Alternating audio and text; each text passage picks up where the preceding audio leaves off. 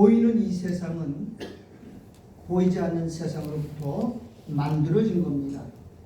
보이는 세상을 우리는 유라 그러고 보이지 않는 세상은 무라 그래요. 그러면 이 세상은 무에서 유가 만들어진 겁니다. 그런데 우리가 이 세상에 근본된 나라는 구약에서는 가나안 땅이라는 것으로 약속되어졌어요. 아브라함에게 최초로 약속하신 것은 가나안 땅이에요. 가나안 땅을 다른 말로 말하면 젖과 꿀이 흐르는 땅이다라고 성경은 말합니다. 그냥 씨만 뿌리면 농사가 저절로 되는 땅이 가나안 땅이라는 거죠. 오늘날 말하면 풍요롭고 기름지고 그리고 에덴 동산 같은 곳이라고 생각이 들어요. 그런데 사실 가나안 땅은요, 가보면 땅은 고사하고 공짜로 줘도 닿지 않을 땅이고요. 농사도 제대로 지을 수 없는 완전한 불모지 땅이에요. 그런데 어떻게 하나님은 그런 땅을 주셨을까? 우리 성경을 한 절 볼게요. 신명기 11장 10절 보면 네가 들어가 얻으려 하는 땅은 내가 나온 애굽 땅과 같지 아니하니 거기서는 애굽에서는 너희가 파종한 후에 발로 물대기를 채소밭에 물댄 같이 하였거니와 너희가 건너가서 얻을 땅 가나안 땅은 산과 골짜기가 있어서 하늘에서 내려는 비를 흡수하는 땅이요 네 하나님 여호와께서 권고하시는 땅이라 새초부터 새말까지 네 하나님 여호와의 눈이 항상 그 위에 있느니라 그랬어요. 모세가 가나안 땅을 설명하기를 애굽 땅과 가나안 땅을 비교해서 이렇게 말했어요. 애굽 땅은 물이 풍부하고 나일 강에서 물이 넘쳐나서 물을 가두고 저수지에 가지고 필요하면 내가 물 퍼다가 농사 지을 수 있는 땅이 애굽 땅이에요. 근데 가나안 땅은 어떤 땅이냐? 산과 골짜기가 있어서 평지가 아니기 때문에 비가 오면 다 흘러내려서 아무것도 없는 그런 땅이라는 거예요. 그럼 무슨 땅이라는 거예요? 거기는 하나님이 농사 지어주는 땅이에요. 애굽은 사람이 농사 지었고 사람이 짓는 땅이지만 가나안 땅은 하나님이 농사 지어주는 땅이라는 거예요. 그러면 하나님만 쳐다보고 살아야 돼요. 근데 믿음이 없으면 답답하고 불안하고 조급해서 못 견디고요. 그냥 죽고요. 차라리 굶는 게 낫지 그거 기다리다가. 그런데 하나님을 아버지로 믿는 사람은요 태평해. 왜? 농사를 누가 지어줘요? 하나님. 이 말은 가나안 땅은 믿음 없이는 살 수 없는 땅이다라고 지금 모세가 설명해 주는 겁니다. 생명으로 이끌어가는 길은 좁고 협착해서 사는 사람이 없어요. 그런데 멸망으로 인도하는 길은 넓고 찾는 사람이 많다라고 성경은 말하고 있어요. 그래서 복도 두 가지예요. 세상에 속한 하늘에 신령한 복이 있고 땅에 기름진 복이 있어요. 눈에 보이는 것이 진짜 복이 아니고 가짜 복이고 진짜 보이는 것은 뭐냐? 하늘에 있는 신령한 복이라는 거예요. 영적인 세상은요 안 보이는 거예요. 그래서 세상 사람들은 전부 다가 땅의 복을 바라보고 살아요.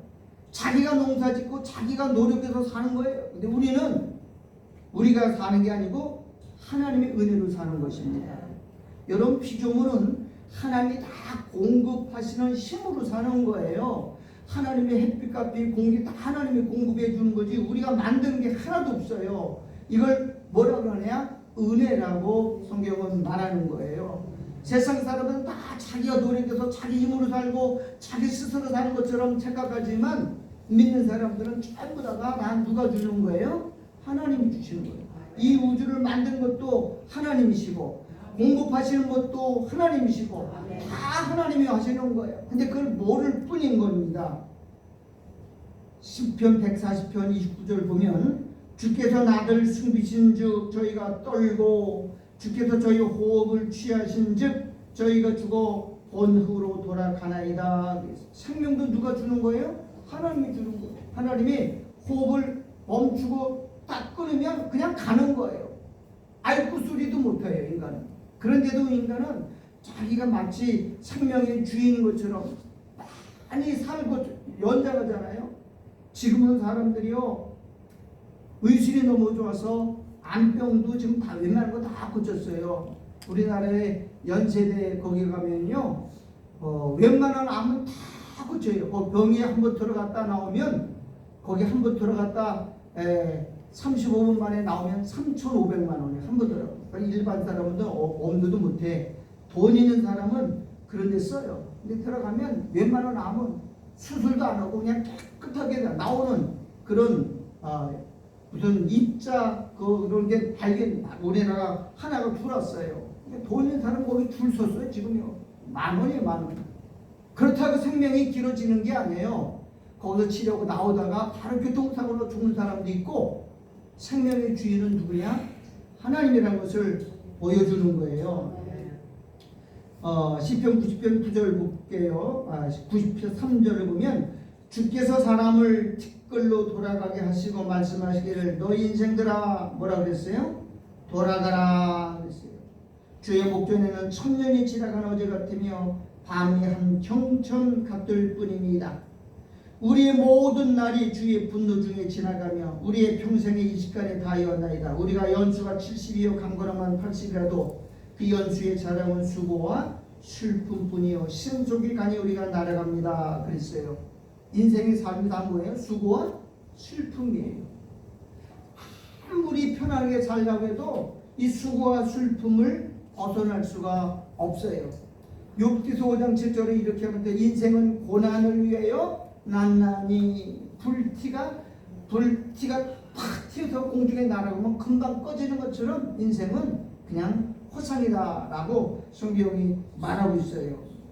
우리가 살고 있는 이 세상은요 정말 유한한 거예요. 근데 세상 사람들 거기다가 목숨을 걸게 되죠.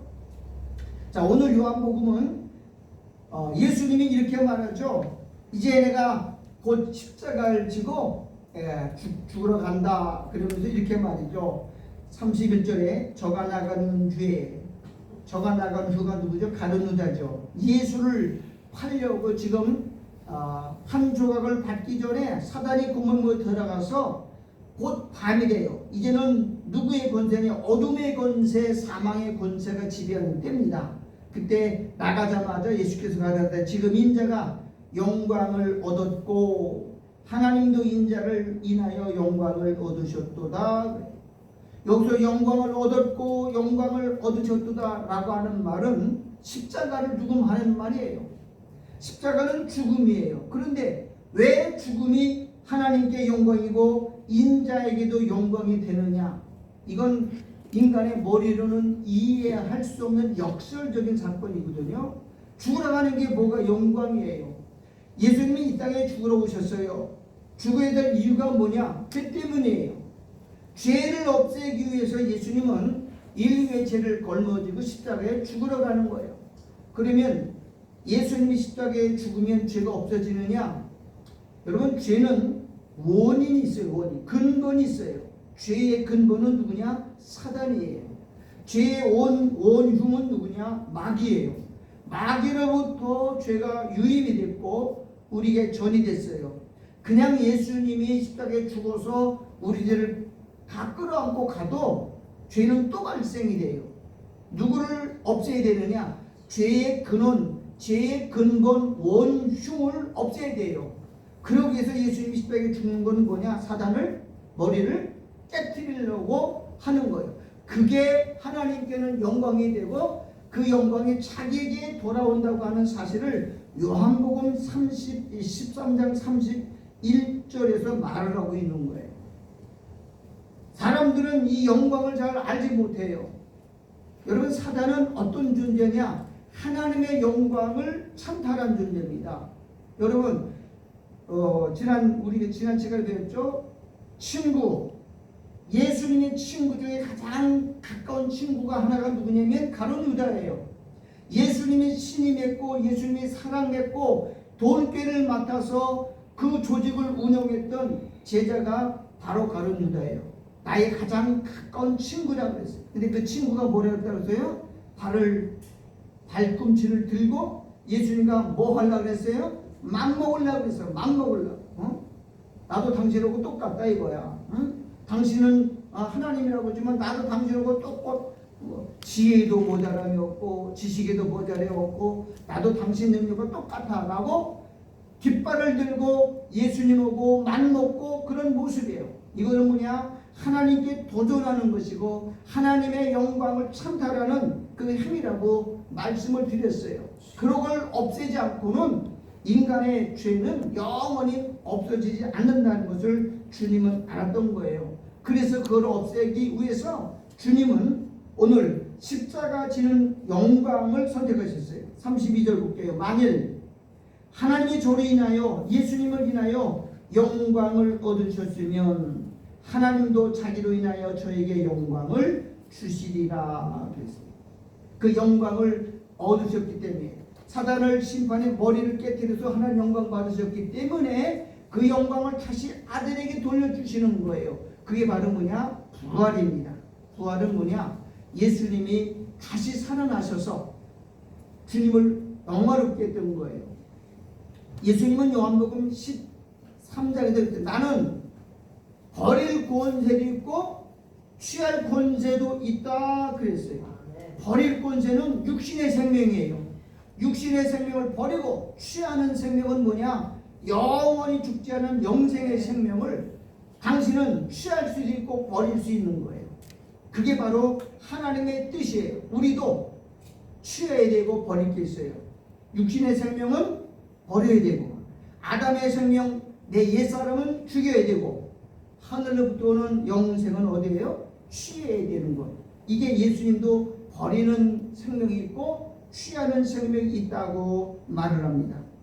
자, 예수님의 오늘 핵심은 한번 따라가요. 세계명. 예수님 오늘 이렇게 말하죠. 34절 다 같이 읽어봅시다. 너무 중요한 겁니다.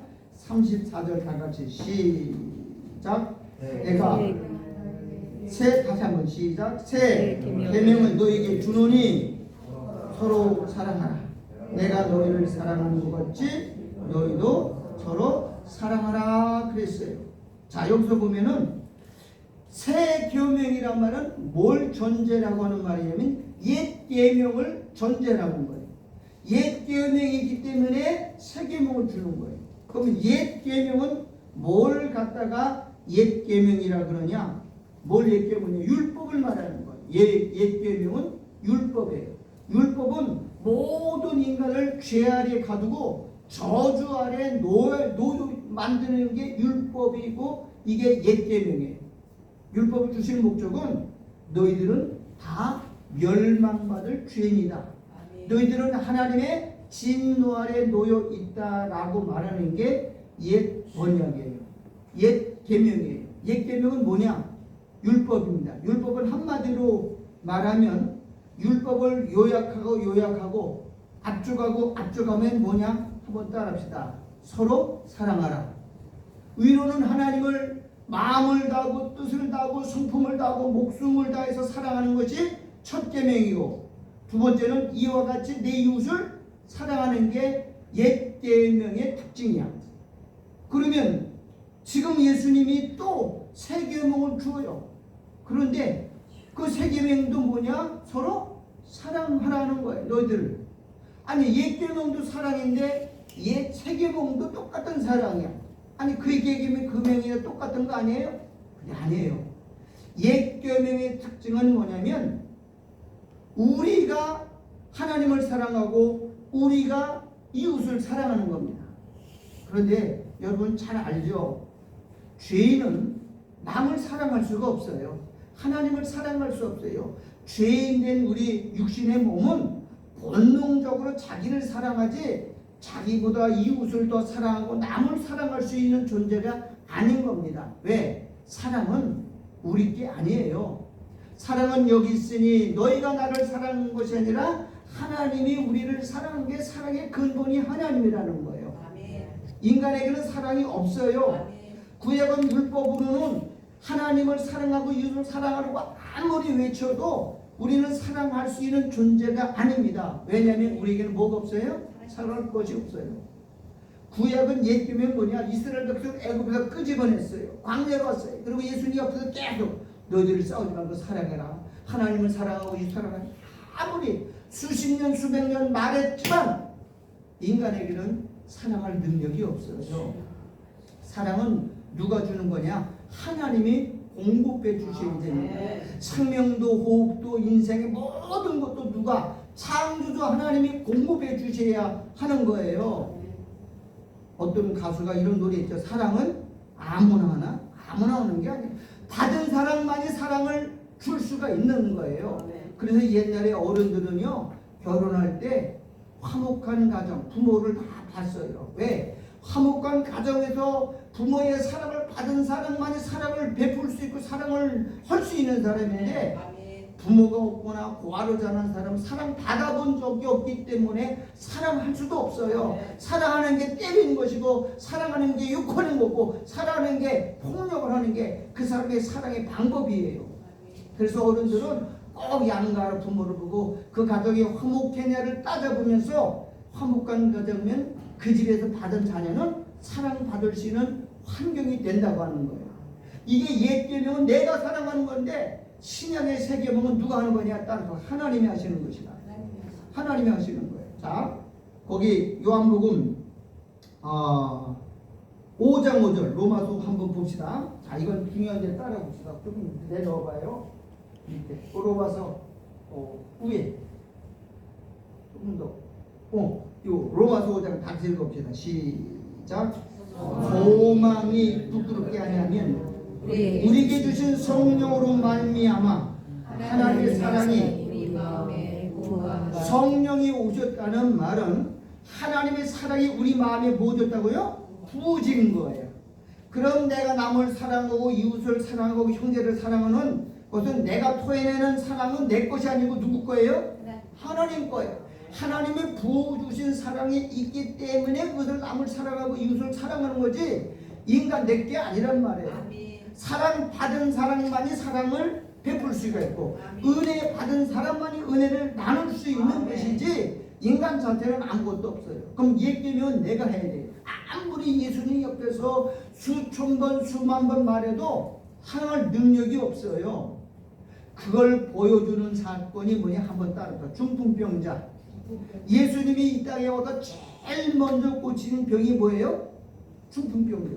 중풍병자의 특징은 뭐냐?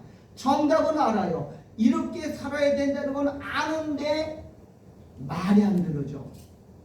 내가 저 사람을 사랑해야 되는데 사랑할 능력이 없어.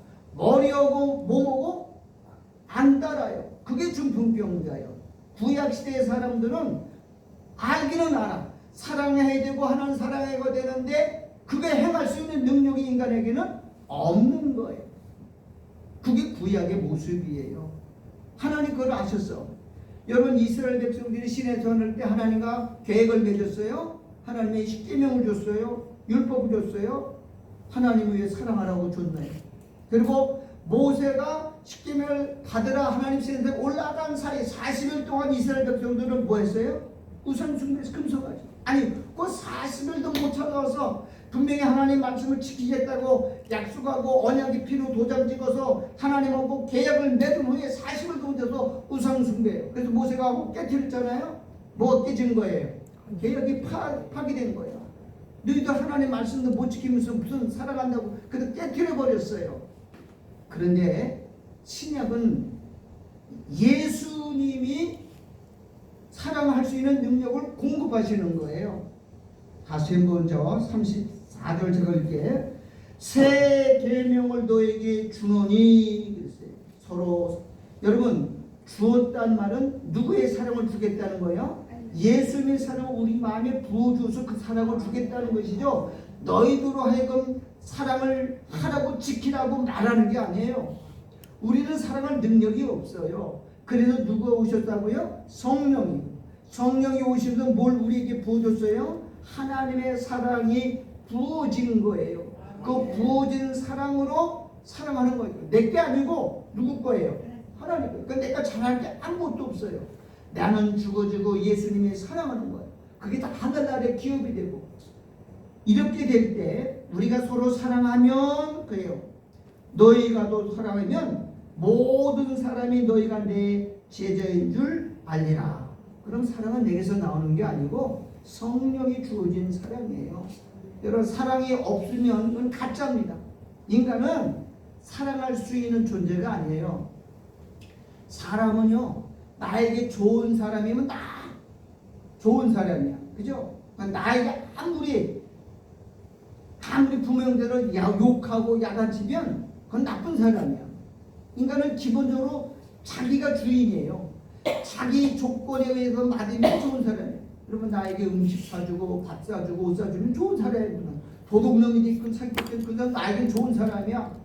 그리고 아무리 인격적으로 좋은 사람이 나에게 잘못됐다고 꾸짖고 책망하면 나쁜 사람이에요. 기준이 내게 있는 거예요. 이거는 사랑이 아니에요.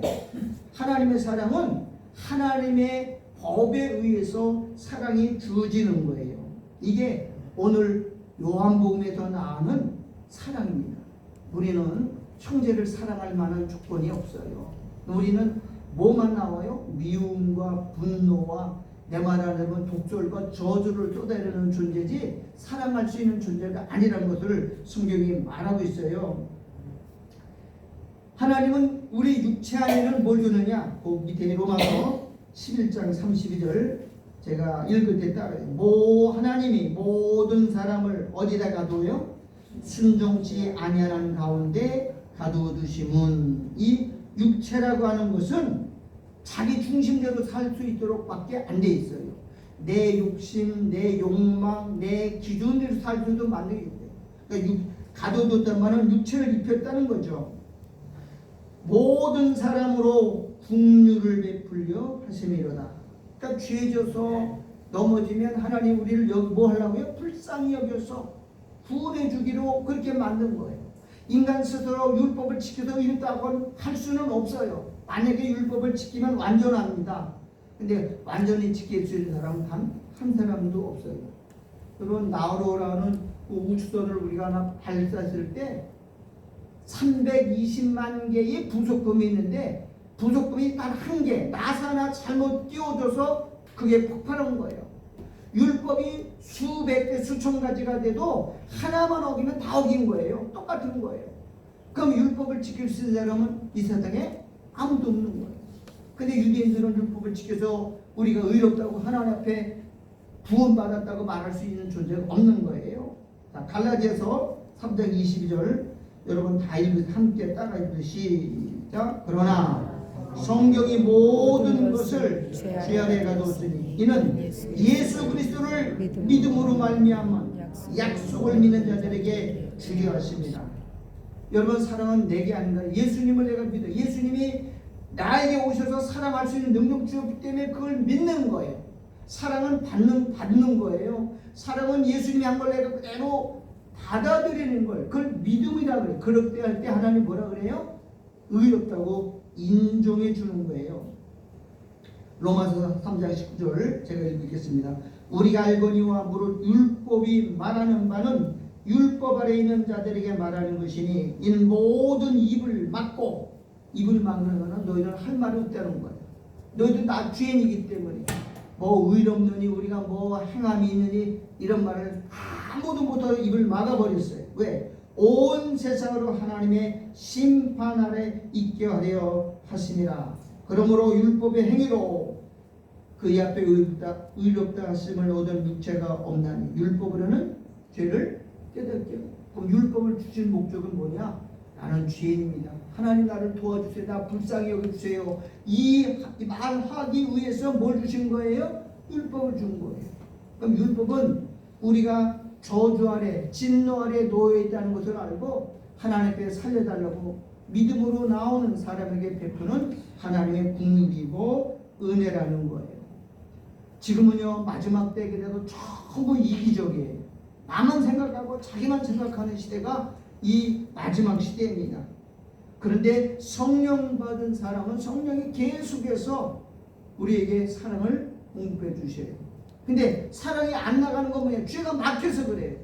회개하면 성령은 끊임없이 우리에게 사랑과 긍휼과 은혜를 공급해 주시는 분이에요. 여러분, 창조주 하나님은 우리에게 뭐 얻어먹는 분이 아니에요. 우리에게 뭔가 재물을 받아서 뺏어가는 도둑놈이 아니에요. 하나님은 모든 인생의 만물을 풍성하게 주시는 분이라고 바울은 사도행전 17장에서 말하고 있어요. 생명과 호흡을 주시고 모든 인생에 하나님의 모든 걸 공부해 주시는 분이에요. 그걸 믿고 살라는 거예요. 자, 이제 우리는 오늘 이렇게 말하죠. 내가 너에게 새 계명을 명하노니가 아니고요. 우리는 주었노니, 새 명을 주니, 이 말은 내가 사랑을 행할 능력을 너에게 부어 주노니 너도 서로 뭐 하라고요? 서로 사랑하라, 그렇게 말하는 거예요. 그럼 사랑이 없는 건 가짜예요. 성령이 못 받았다는 거예요. 여러분, 하나님이 가장 악하게 보는 것 중에 하나가 성도들끼리 교회에서 싸우는 거예요. 여러분, 싸우면 이건 마귀가 하는 거예요. 사랑하게 되면 싸움이 나올 수 없어. 분쟁할 수 있어요. 여러분, 싸움은 이겨도 괴롭고 져도 속상한 거예요. 이겼다고 기분 좋아요? 아니에요. 싸움 자체가 벌써 마음에 근심이고 불안이고 두려운 거예요. 성도들끼리 싸울 수가 없어요. 교회에서 싸운다? 이건 말도 안 되는 거예요. 대형교회, 서울에 있는 큰 교회 지금 싸움 나가지고 막 세쪽 내쪽으로 하잖아요. 그건 교회가 아니에요. 성령이 오시면 싸울 수가 없어요. 양보하지, 양보. 내가 차라리 져주면 져주고, 내가 손해보면 손해보고, 내가 욕을 먹으면 먹었지, 이기려고 하는 게 없어요.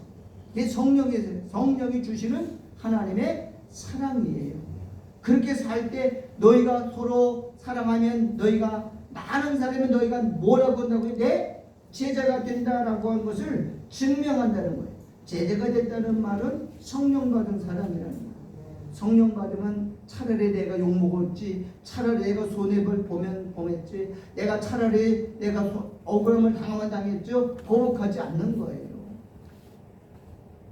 요즘 정중소 목사님이 교단에서 많은 이단 시비를 받고, 진짜 자기가 죽었으면 말하지 않는 거예요. 근데 법을 당해도 마귀한테 까도 당해요. 근데 그렇게 하신 분이 누구냐? 하나님이시요. 하나님 다 갚아주세요. 내가 죽거나 살아나 시험을 보기 위해 살 때가 있다고요. 근데 그거 가지고 속상할 필요 없어요. 딱 하나님이 갚으신다.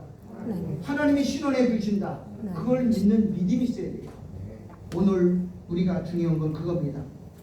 자, 맨 마지막으로 로마서 12장 1절입니다. 시작. 그러므로 형제들아, 내가 하나님의 모든 자비하심으로 너희를 권하노니 너희의 몸을 하나님 기뻐하시는 거룩한 산 제사로 드리라. 이는 너희 드릴 영적 예배가 뭐냐? 내 몸을 산 제사로. 제사는 죽는 거잖아요. 제사는 짐승을 잡아 죽이는 게 제사예요. 내 몸을 거룩한 산 제물, 죽으라는 거예요. 뭐가 죽어라? 내 육성이, 내 자아를 죽여서 속상하기도 하고 억울함도 당하고 모함도 당하고 비난도 당해요. 그런데 그걸 다 내가 죽은 자로 감당하려는 거예요. 그럼 누가 다 갚아주셔요? 하나님이 다 아시는 거예요. 이걸 거룩한 산제사인데 이걸 영적 예배다 그러는 거예요. 살다 보면 정말 예수 믿는 사람들 누명도 많이 쓰죠. 손해볼 때도 있어요. 근데 금전적인 손해도 다 하나님이 알고 계세요. 계산하고 다 갚아주셔요. 원수 갚는 것이 내게 있으니 그랬어요. 원수는 누가 갚아주는 거예요? 하나님이. 하나님께 맡기면 원수 머리에다 뭘 집어넣는 거예요? 숯불을 넣는 것 같아요. 뜨거워서 못 견디게 다 만드는 거예요. 지금 교회가 거의 없어요. 다 싸움이고 분열되고 마지막 때가 돼서 그래요. 우리는 영적 예배를 드리는 저와 여러분에게 주 이름으로 축원합니다. 영적 예배는요, 내 몸을 죽이는 거예요.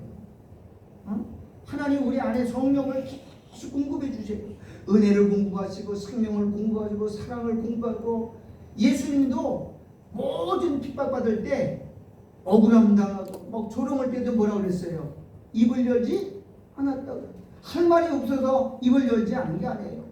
하나님이 할 수 있는 말, 정당한 말 다 할 수 있어요. 심지어는 예수님을 잡으러 왔을 때 베드로가 칼 뽑았을 때 예수님을 칼 뽑아라. 지금 내가 천사를 명해서 하늘에 12영 더 되는 천사를 불러서 막을 수 있다고 말했어요. 근데 예수 그렇게 하지 않았어요. 왜? 이렇게 하는 것이 의를 이루는 것이라 라고 말하고 있어요. 근데 지금 뭐냐? 사람은 억울해도 못 참아요. 비난받아도 목참해. 댓글에다가 뭐 하나 인터넷 쓰면 바로 그냥 뭐 10배가 갚아주는 게 이게 전부 뭐냐? 세상의 마귀의 영예. 마귀의 영은 뭐냐? 보복의 영예. 복수의 영예. 여러분 드라마 같은 것도 그 복수하는 거 그런 거 절대 보면 안 돼. 그 자꾸 우리의 복수심을 불러일으키고 서로 사랑하고 용서하고 덮어주는 그런 문화가 없고 마귀는 자꾸 원수 맺고 보복하고 싸우고 분열시키는 복음과 반대되는 것을 우리 마음에 심어주기 위해서 전부 그렇게 만드는 거예요. 자 이제 도표를 보고 넘겨봅시다. 한번 따라서 천국은 보이지 않는 세상이다. 지옥은 눈에 보이는 이 세상의 지옥이에요. 이 세상은 저주받은 세상이에요. 뱀이 다스리는 왕국이에요. 자, 보이지 않는 세계를 우리는 뭐라 그러냐? 영의 세계라 그래요. 영의 세계는 눈에 안 보이는 거예요. 천사도 안 보이고 하나님도 안 보이고 전부 보이지 않는 영적 세계고요. 우리가 사는 눈에 보이는 세상은 육의 세계, 육의 세계. 자, 천국을 성경에는 묵시의 세계라고 해요. 묵시의 세계는요, 보이지 않지만 영원하고 무한한 나라예요. 그 세계는 없어지는 나라가 아니에요. 우리가 사는 이 세상은 역사예요. 따라합시다. 시간이 있고 공간이 있고 유한하고 끝이 있어요. 시작 있으면 끝이 있는 거예요. 역사는요 곧 끝나요. 이 역사는 더 이상 지속이 안 돼요. 지금 보세요. 지금 다 깨지고 지금 다 난리잖아요. 일본은 매일 지진을 한다 그러죠. 지구가 점점 물이 차가지고 얼음 녹아가지고 지금 섬들이 다 없어졌어요. 학사들이 조사한 거면 지금 8,600개가 섬이 지금 없어졌대. 물에 잠겨서 보이지 않는데. 근데도 사람들은 눈하는 깜짝 안 하고 이 땅에서 잘 살 것처럼 말하고 있어요. 자, 천국은 원본이고 원형이에요. 이 땅은 뭐냐? 복사본이고 모형이에요. 이 지상은 전부 천국을 그대로 본따서 모형으로 만든 거예요. 뭘 보여요? 진짜는 저기 있다는 것을 보여주기 위해서. 그래서 히브리 11장 3절에는 보이는 것은 보이지 않는 것으로부터 만들어졌다. 나왔다라고 말하는 거예요. 우리는 이 세상은 전부 하늘의 것을 그대로 모형적으로 지은 거예요. 천국은 하늘에 속한 나라고 지옥은 뭐예요? 우리가 사는 이 세상은 땅에 속한 나라. 그러면 천국은 누가 다스려요? 하나님이 다스리는 나라. 거룩하신 하나님이 다스리는 나라. 이 땅은요 사단, 뱀이 다스리는 나라. 뱀을 세상 임금이라고 그러고 세상 신이라고 말하는 거예요. 세상 마음대로 자기가 해요. 천국은 복받은 나라고요. 지옥은 이 땅은요 저주받은 나라. 천국은 생명의 나라고요. 이 땅은요 사망의 나라고요. 천국은 따라서 빛의 나라. 거기는 어둠이 참 낮과 밤이 없어요. 거기는 내일 영원토록 어둠이 없는 죽음이 없는 나라예요. 이 땅은요 어둠의 나라라고. 세상에 어둠이 얼마나 많은지 점점 가면 갈수록 참여 사람들은 그래서 캄캄함이 만민을 가리고 또 온 땅에 어둠이 임하고 점점 가면 갈수록 어둠이에요. 아무리 노력해도 안 되는 거예요. 이만큼 세상은 어둠과 흑암이 장악하고 있어요. 우리나라도 지금 보세요. 나라가 이게 나라입니까? 불법과 불의가 얼마나 판치는지. 우리 노예에 한번 따르다. 그러나 빛이 이긴다. 어둠이 아무래도 하나님의 빛만 잔뜩 비춰주면 싹 날아가요. 근데 그렇게 하기 위해서 우리가 뭐 해야 되냐? 기도하라는 거야. 기도. 하나님은 우리에게 그걸 요구하는 거야. 하나님 공의로우신 하나님. 그분 부인이 오죽하면 이혼하고 우리 어둠은 금방 사라지게 됩니다. 대한민국을 없애려고 지금 마귀가 얼마나 노력하는지 몰라요. 대한민국은 복음의 마지막 주자예요. 영원한 복음을 전할 수 있는 한국이 마지막 복음의 주자예요. 그렇기 때문에 무너지지 않아요. 얼마 있으면 금년 안에 남북이 통일됩니다. 지금 우리 노예는요 됩니다. 사랑은 내게 아니에요. 예수님의 사랑이에요. 성령이 우리 안에 들어와서 허물이 있어도 덮어주고 용서하고 그리고 우리 주님 사랑하면 세상 사람들이 우리를 뭘 인정하느냐? 저들은 하나님의 예수님의 제자다라고 인정한다는 거예요. 자, 너희가 서로 사랑하면 35절입니다. 다 같이 따라서 읽으십시다. 시작. 너희가 서로 사랑하면 이래서 모든 사람이 너희가 내 제자인 줄 알리라. 자, 우리 에레미야 31장을 다 찾으십시다. 이거 읽고 마칠게요. 에레미야 31장 에레미야 31장 31절입니다. 에레미야 31장 31절 다 찾으셨죠? 제가 읽을 테니까 따라오십시오. 눈으로. 나 여호와가 말하노라. 보라, 날이 이르리니. 어떤 날이 있어요? 어떤 날이 온다는 거야. 이 어떤 날이 뭐냐? 따라합시다. 십자가. 예수님이 십자가에 달리는 날, 예수님이 십자가에 못 박혀 죽는 날이 이 날이야. 보라, 날이 이르리니 내가 이스라엘 집과 유다 집에 뭘 세우냐고요? 새 언약을 세우고.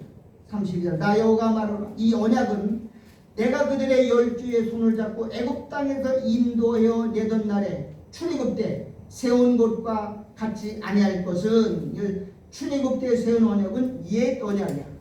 옛 언약은 예수님 옆에서 서로 사랑해, 싸우지마, 하나님 믿고 이렇게 계속 욕도되는데 인간은 행할 능력이 없어요. 내가 그들의 남편이 되어서도 그들이 내 언약을 파였습니다. 33절. 나 여호와가 말하라. 그러나 그날 후에, 그날이 어느 날이라고요? 십자가죠. 그날 후에 내가 이스라엘 집에 세울 언약은 이러하니 곧 나의 법을 그들의 어디에? 마음속에 두며 또 그 마음에 기록하여 나는 그들의 하나님이 되고 그들은 내 백성이 될 것이라 그랬어요. 34절 다 같이 읽으세요. 시작. 그들이 다시는 각기 이웃과 형제를 가리켜 이르기를 너는 여호와를 알라 하지 아니하리니 이는 작은 자로부터 큰 자까지 다 나를 알미니라. 내가 그들의 죄악을 사하고 다시는 그 죄를 기억지 아니하리라. 여호와의 말이라. 우리 안에 누가 오셔요? 성령의 말씀을 새겨주고 성령의 기름 부어서 여러분에게 사랑할 능력을 주고 여러분의 하나님을 경외하는 마음을 부어주는 것, 이게 새 언약이야. 구약은 내가 하는 거예요. 육지를 입고 할 수 없는데도 하나님 명령한 거예요. 왜 그래요? 우리를 죄에 빠뜨리기 위해서. 근데 신약은 우리가 못하는 걸 알기 때문에 예수님이 십자가에 죽어서 우리 안에 들어오셔서 그 힘과 능력을 공급해 주는 것. 이게 바로 뭐냐? 새 언약이야. 새 언약 안에 있는 사람들은 다 누가 하는 거야? 너는 죽어줘. 너는 가만히 있어. 내가 다 해줄게. 그걸 믿는 거지. 새 언약이에요. 우리 새 언약 안에 백성으로 사는 저와 여러분 되기를 주의 이름으로 축원합니다.